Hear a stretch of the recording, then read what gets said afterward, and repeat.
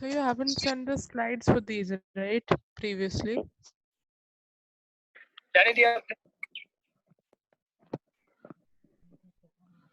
Hello Yes, hello. हाँ sir अपनी स्लाइडটা পাঠাননি না মানে না আগে আমি পাঠাইনি। পাঠিয়েছি আচ্ছা আচ্ছা ঠিক আছে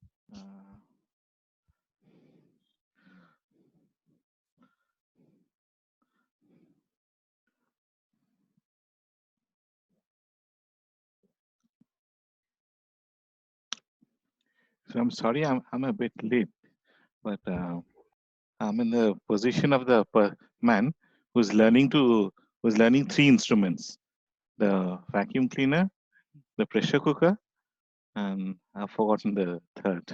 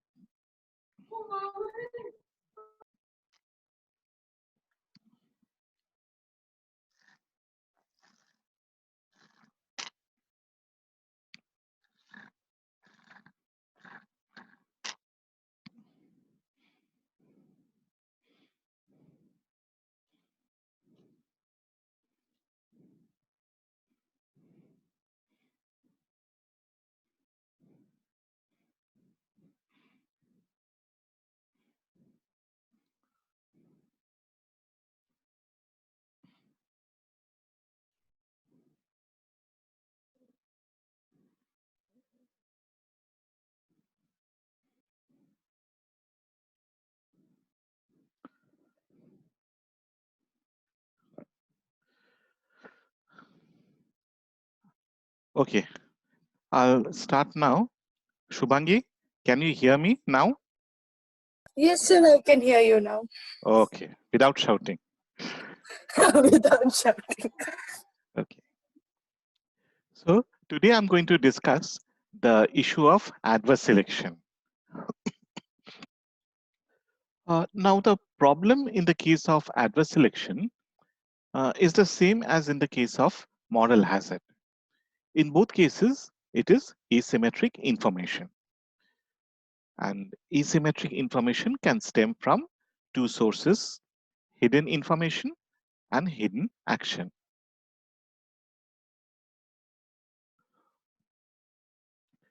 So the foundation of adverse selection is the same as in moral hazard. So then the question is, what is the difference with moral hazard?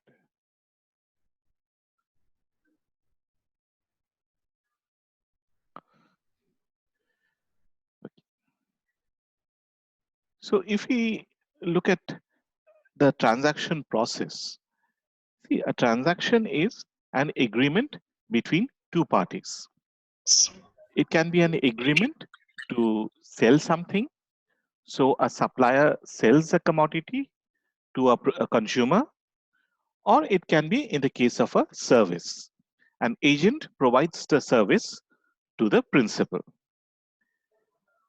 Now, when two parties come together in the marketplace, they don't immediately sign the agreement. What they do is bargain. In fact, even before bargaining, what happens is search. So the consumer will search for the appropriate supplier or the appropriate service provider. If he identifies someone whom he feels will provide him the commodity or service, then he tries to enter into a contract.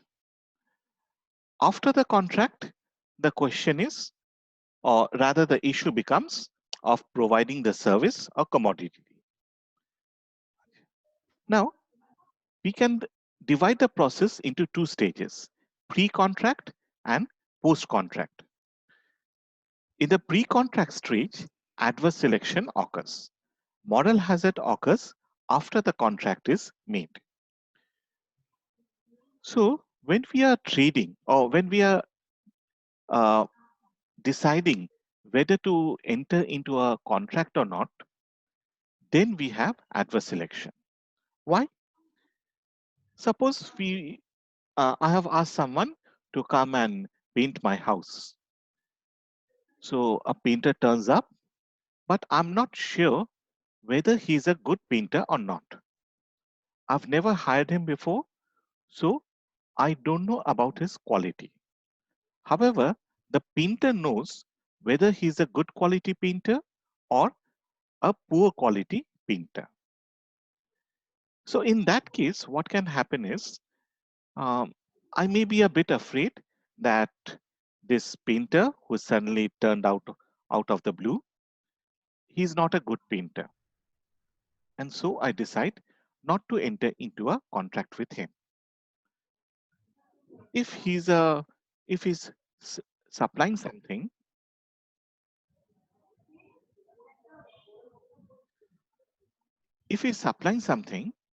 I'm not sure about the quality of his product. It may be a good quality or bad quality. Only the supplier knows.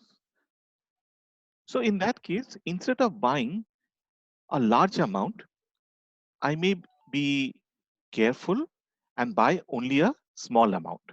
So in that case, the volume of trade is very low. The objective is that I'll start off by trading with low amounts, and if he supplies me with good quality, then I will increase the volume of trade. So this is the issue of adverse selection.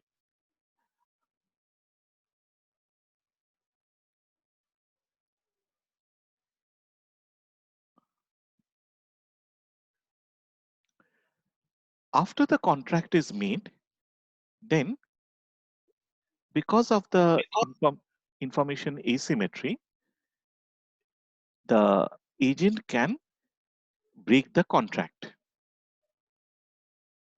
So now the question is, the contract has been signed, the agent has agreed to supply a certain service or provide a certain commodity. The agent can take advantage of the incomplete contract, and instead of supplying the desired quality, he can cheat the principal by either providing low quality service or by providing a commodity which is inferior. Okay, so এই সেন্টেন্সে বলুন sorry, এই সেন্টেন্সে বলেন একটু দিন আচ্ছা. So what is happening is, after the contract has been signed, the agent has a choice. He can supply the commodity which was agreed upon, or he can supply an inferior quality. In other words, he can shirk or cheat the principal. Because the contract is incomplete, he can cheat the principal and get away without being punished. Okay, so this is moral hazard. In the case of the banks, for instance, the East Asian crisis, the bank managers or bank owners could invest the depositors' money in risky assets, and then when the banks fail, they could just walk away. They did not have to repay the account holders. So this is moral hazard. It occurs only after the contract is signed. But adverse selection occurs before the contract. So we are deciding whether we should trade or not. What is the volume of trade? And because we are uncertain of the agent's motive, we may decide not to contract. Now, let me give an example. So the principal is a ranch owner. As you can see, he keeps horses and he wants someone to help him. And this girl turns up. She's the agent.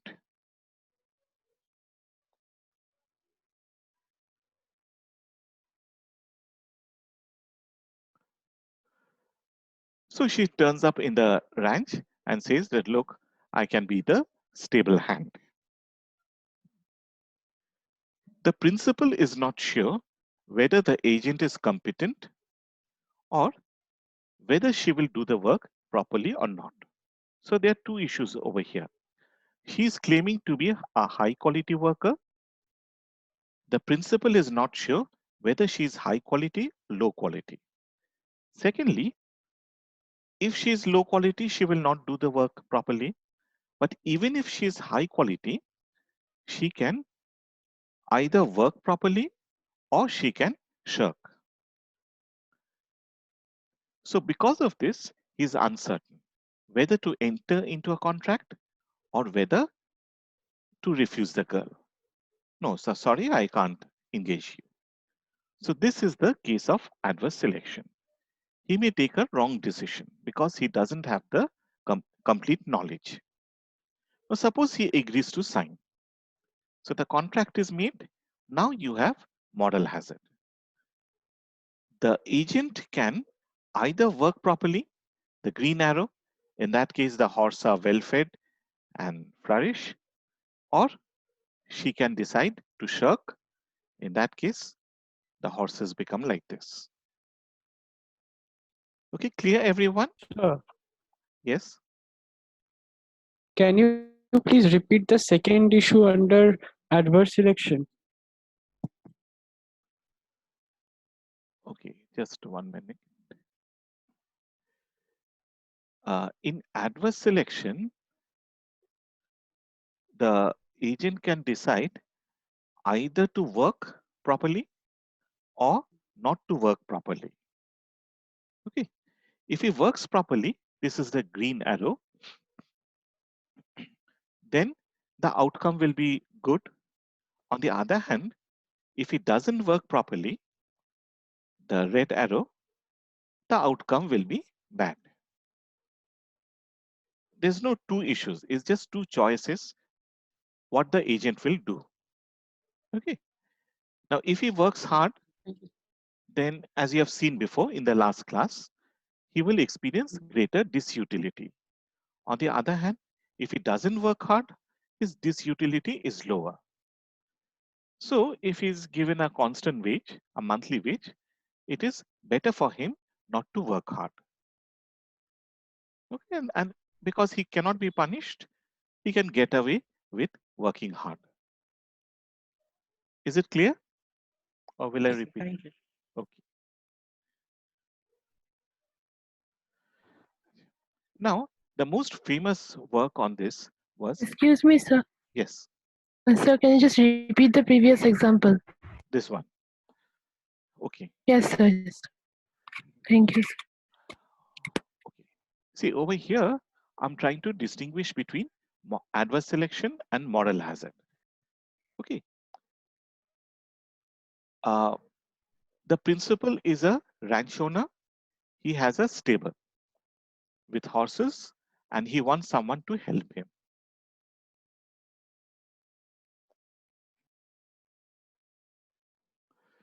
Okay.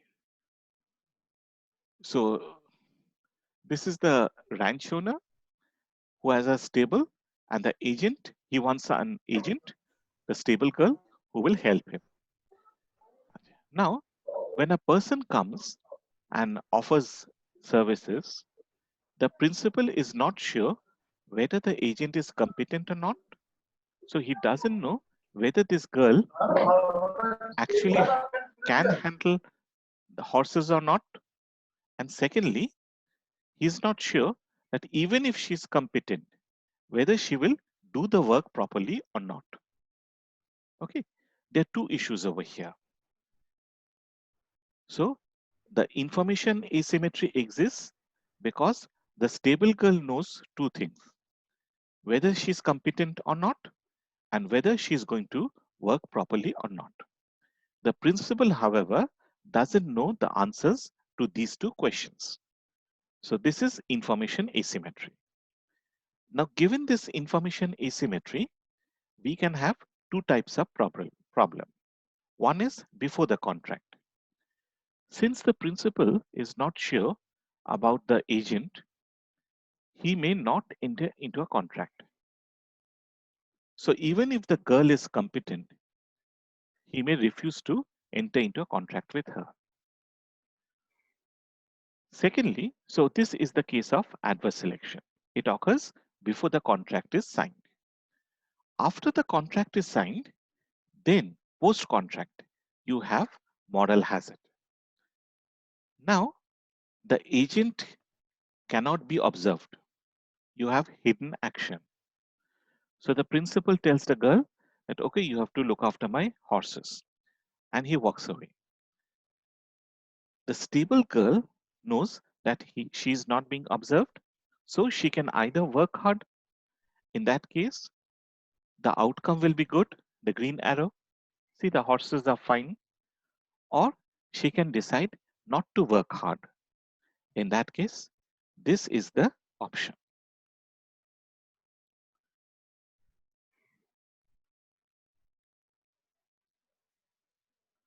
Okay.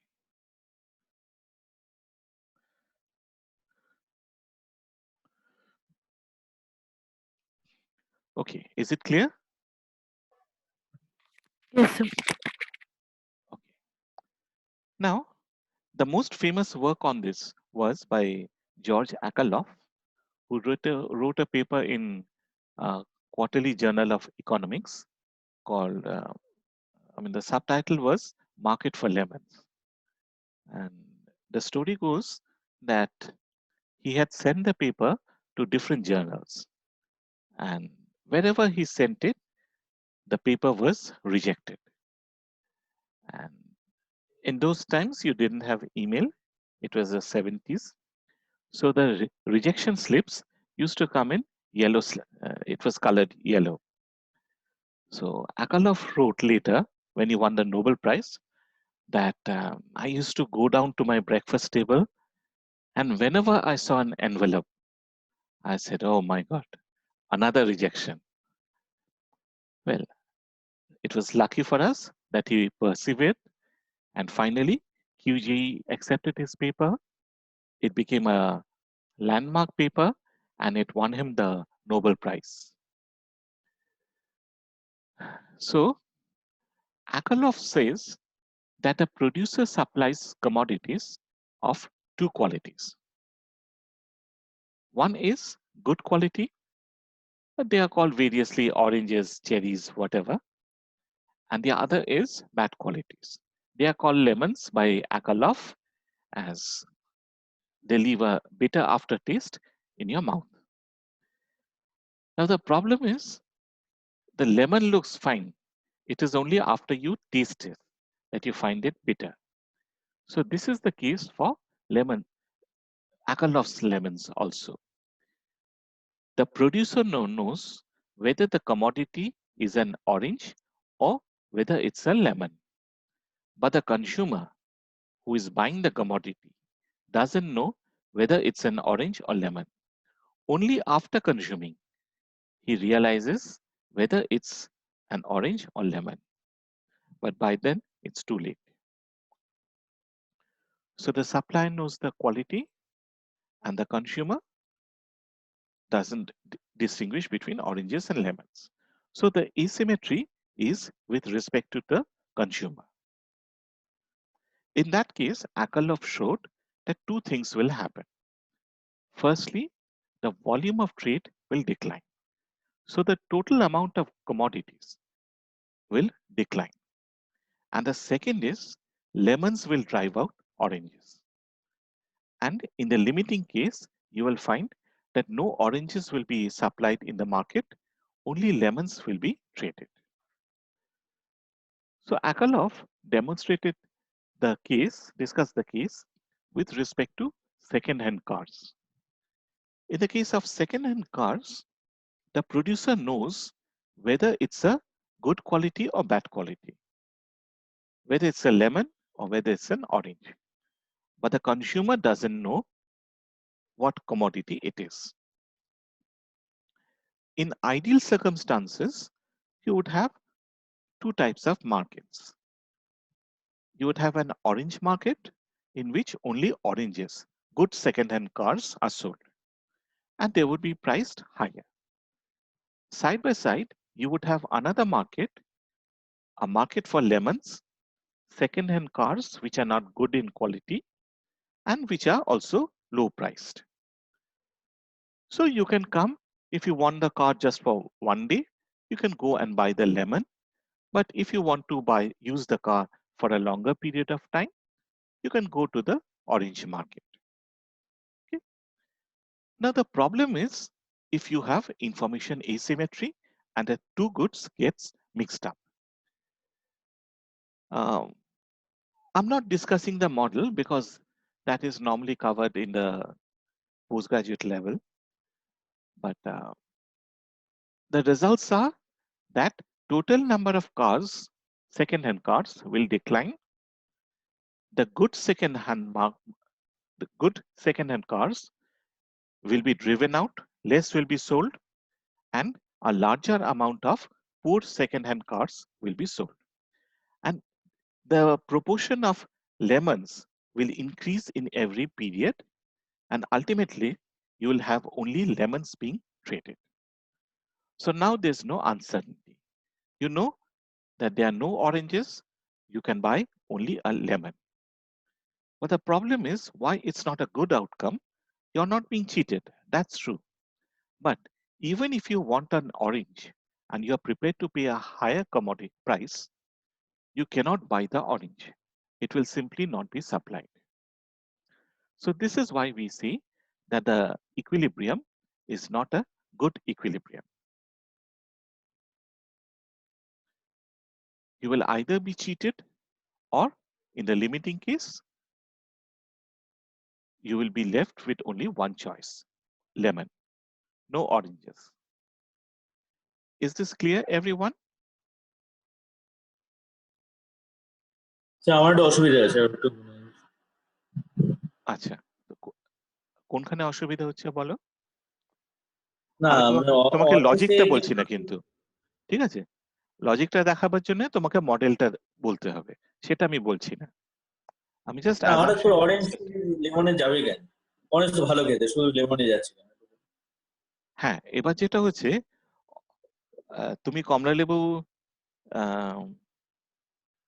ঠিক আছে, তুমি যখন বাজারে ফল কিনতে যাচ্ছ, কমলা লেবু তো ভালো হয়, মিষ্টি হয়, আবার টকও হয়, তাই তো? তুমি কোনটা কিনবে? মিষ্টিটা কিনবে। মিষ্টি কেন? আচ্ছা, এবার যদি ধরো ফলওয়ালা দুটো ঝুড়ি নিয়ে বসে আছে, সে একদম খুব সৎ ফলওয়ালা, ও বলছে যে এই দেখুন এই বাঁদিকে আমার যে ঝুড়িটা রয়েছে এই কমলা লেবুগুলোর দাম হচ্ছে 20 টাকা করে, প্রত্যেকটা খুব মিষ্টি, আর এই ঝুড়িগুলো এগুলোর মধ্যে কিন্তু টক আছে, এর দাম অনেক কম, 5 টাকায় দেব, ঠিক আছে? এবার তুমি, তোমার ক্ষমতা আছে, তুমি 20 টাকায় কিনবে।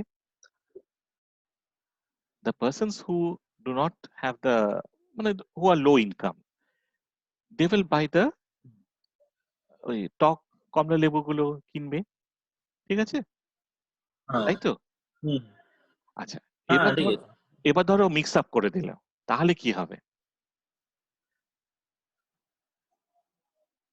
যদি মিক্স আপ করে দেয়, ও জানে কোনটা ভালো কোনটা খারাপ, তুমি কিন্তু জানো না। এইটাই হচ্ছে প্রবলেমটা, asymmetric information. Producer knows which are sour, which are sweet, but the consumer who is buying cannot make this distinction. So what will happen is people will buy less of the fruit, one.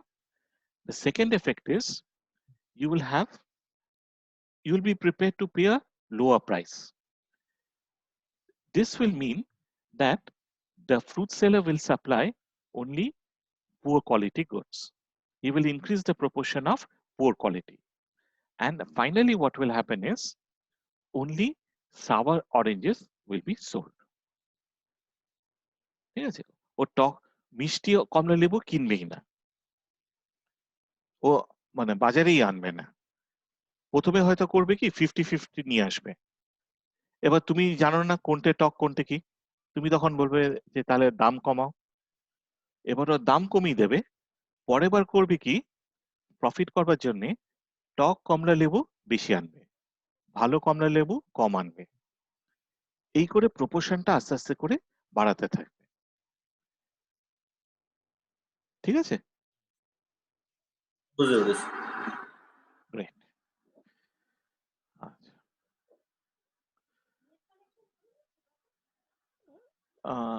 আচ্ছা, are you having any problem with the audio? Is it breaking? No. Problem হচ্ছে না তো, তুমি এইদিকে চলে এসো। আচ্ছা, so this is Akalov's paper. What are lemons? What are oranges? The lemons are the good second-hand cars. Sorry, bad second-hand cars. Oranges are the good second-hand cars. You can find out the answers to this. Now, let us look into the insurance market. Here, the information asymmetry is the advantages with the consumer. The insurance company doesn't know what is the health of the policyholder, but the consumer knows whether he has good health or bad health. Clear?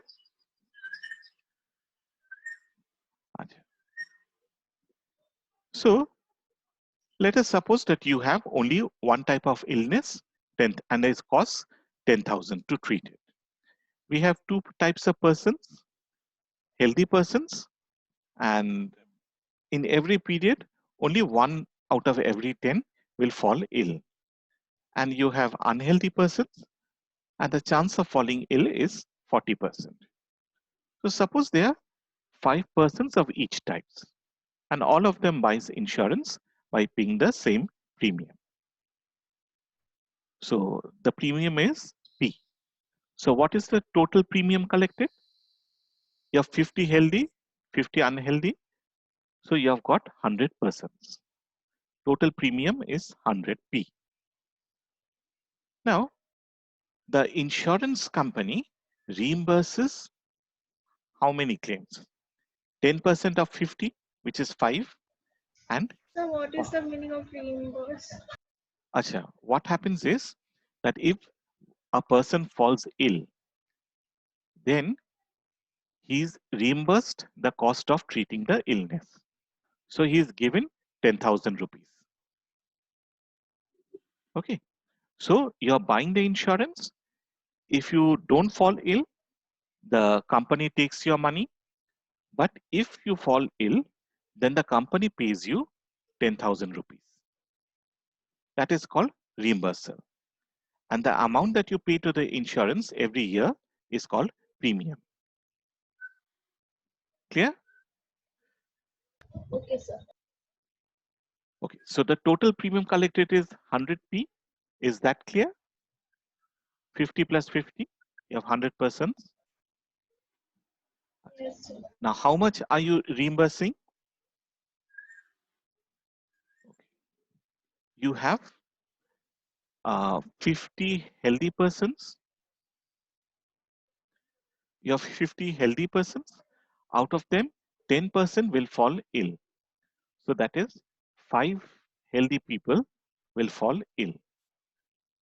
So you are paying 50,000 to the healthy persons. And unhealthy persons, 40% are falling ill in any year. So 40% means 20. So you have to pay 2 lakhs to the unhealthy persons who are falling ill. So the total reimbursal, how much the insurance company pays out is 50 plus 2 lakhs, which is 2,50,000. So suppose for convenience, the insurance company doesn't make a profit. In that case, what should be the premium? In that case, this is the income of the This is the income of the insurance company, 100 into P. And this is the payments that they have to make every year. So these should be equal. So solving them, we get a premium of 2,500. Yeah. So whether you are healthy or not, you have to pay 2,500. Now, the healthy person feels that, look, I have to pay 2,500. And on an average, I'm going to fall ill once in 10 years. So I have to pay 2,500 for 10 years. That means 25,000. And I'm going to fall ill only once. So I'm going to get 10,000 back. So I'm not really gaining anything by purchasing the insurance. So they will feel they are paying too much, and some of them will not renew their premium. So let us assume that 30 healthy people purchase the premium. 20 people don't renew the insurance. So what is the income of the insurance company? It will be now 80p, 50 unhealthy persons and 30 healthy persons. And what is the reimbursal? In case of unhealthy persons, it's same 2 lakhs. In case of unhealthy persons, in case of healthy persons, you have got 30 and 10% means 3. So they have to pay 30,000. So now P is 2875. The premium has gone up. So if the premium goes up, will the policy be attractive to the healthy people? It will become even less attractive. So again, some of the healthy people will not buy the policy. So let us assume that 20 people, only 20 people buys the policy. In that case, what will be the premium? So try to solve and find out the premium in this case. You have 20 healthy people buying the premium and 50 unhealthy people buying the policy. What will be premium in this case?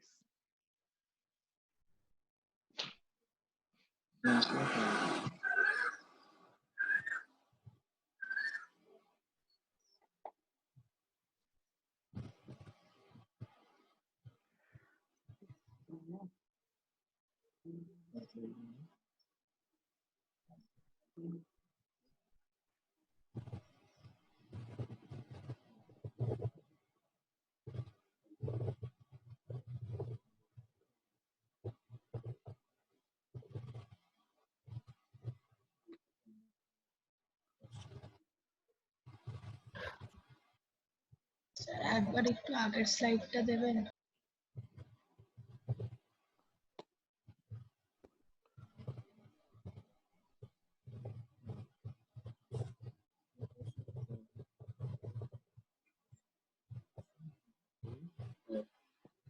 Sir. Hmm? 3142.85. আচ্ছা, ইকুয়েশনটা বলো। এই তো 20টা healthy people, তো হ্যাঁ। 20 into 10,000 হ্যাঁ। আর 20 into 50টা unhealthy 10,000 people. কেন? আচ্ছা, এবারে তোমার হ্যাঁ 20 into 10,000 কেন? ওই হেলদি পিপলকে রিইম্বার্স করবে না? সবাই তো অসুস্থ হচ্ছে না। ও আচ্ছা আচ্ছা, তাহলে 10% এবারে falls in. কতজন? Okay, sorry, I did not see that. So I would request you to explain the model once more. I'm like confused. Okay. Do you understand the principle of medical insurance? Not really. Okay. No. So I'll explain what is a medical insurance and then I'll log out. All right. Okay. All right. So a medical insurance is you buy a policy and every year you have to pay an amount to the insurance company. This amount is called premium. Okay. And whatever I'm paying for the policy, that is also a part of my cost, right? Plus the premium. No, that is separate. So every year you pay the premium to the insurance company. Okay. Okay. Acha. Now the insurance company collects this premium from different persons, whoever buys the policy. Then, Right.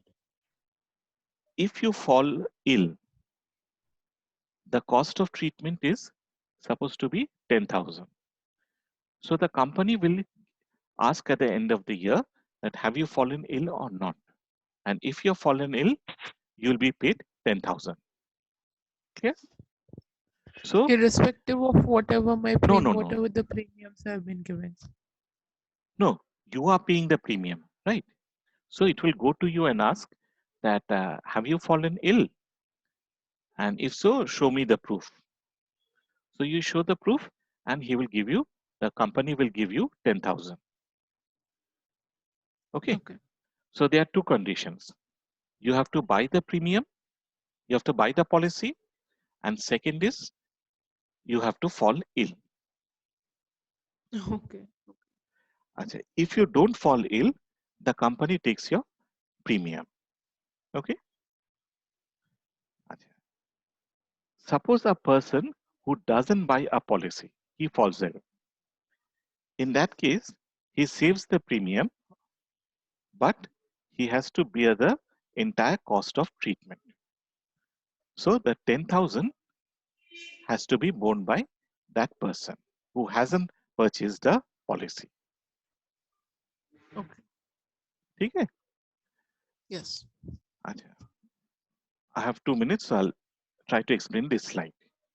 So what I'm saying is that there are two how do we calculate the premium? The premium calculated is in this way that So you'd log out, তারপরে log in করে বোঝান ভালো হবে। আচ্ছা ঠিক আছে, let's do this.